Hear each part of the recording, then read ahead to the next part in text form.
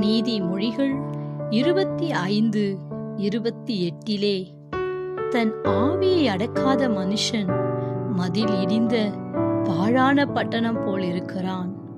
இன்றைக்கு பாவங்களை தண்ணீரை போல பருகி கொண்டிருக்கிறவர்கள் ஏராளமான பேர் உண்டு. தவறு என்று தெரிந்தும் கூட அதை விட முடியாமல், தன் ஆவியை அடக்க முடியாமல் இஷ்டமானதை செய்து பாவத்துக்குள் விழுந்து விடுகிறவர்கள் அநேகர் உண்டு. குடியை விட முடியாமல், புகைப்பதை விட முடியாமல், கண்கள் இச்சித்ததை விட முடியாமல், தன் மனதை அடக்க முடியாமல் வாழ்ந்து கொண்டிருக்கிறவர்கள் ஏராளமான பேர் தன் சரீரத்தை கெடுத்து கொண்டிருக்கிறார்கள்.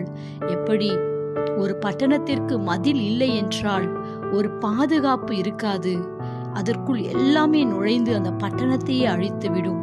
அதுபோலத்தான் இன்றைக்கு தன் ஆவியை அடக்க முடியாதிருக்கிற மனிதர்கள் பாழான பட்டணத்தை போல இருக்கிறார்கள்.